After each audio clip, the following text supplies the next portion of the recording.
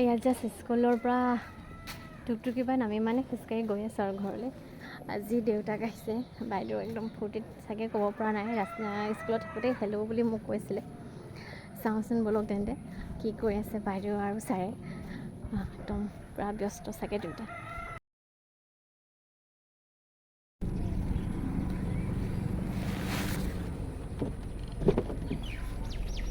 ইয়াত কি কৰিছা তুমি? মস্তি মস্তি কৰি আছা? কেনে নুকুঠিলা তুমি? কি? মামা নাহে বোলে। মই ঘৰ যাম এতিয়া, মোৰ ভোক লাগিছে, নেম খাম।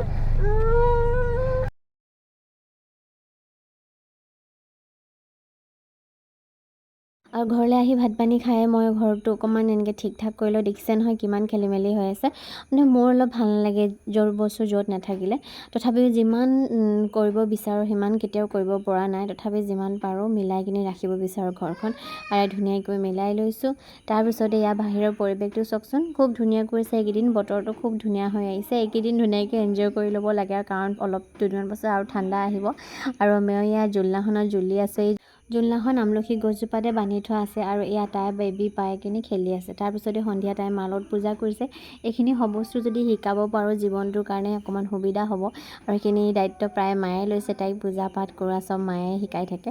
আৰু এয়া সন্ধিয়াত তুলসীত চাকি দিছে, আমাৰ নিৰ্ভীও লাগি গৈছে। তাৰপিছতে মই ভাবিলোঁ ৰাধাৰাণীৰ ফটোকপি অনা হৈছিলে, খুব প্ৰিয় ৰাধাৰাণী। যেতিয়াৰ পৰাই প্ৰেমানন্দ গুৰুজীৰ কথা শুনিছোঁ তেতিয়াৰ পৰাই মোৰ ইষ্ট দেৱতা সলনি হৈ ৰাধা হৈ গৈছে। এয়া ধুনীয়াকৈ লগালোঁ ৰাধাৰাণী। তেন্তে আজিলৈ আহিছোঁ, বাই বাই।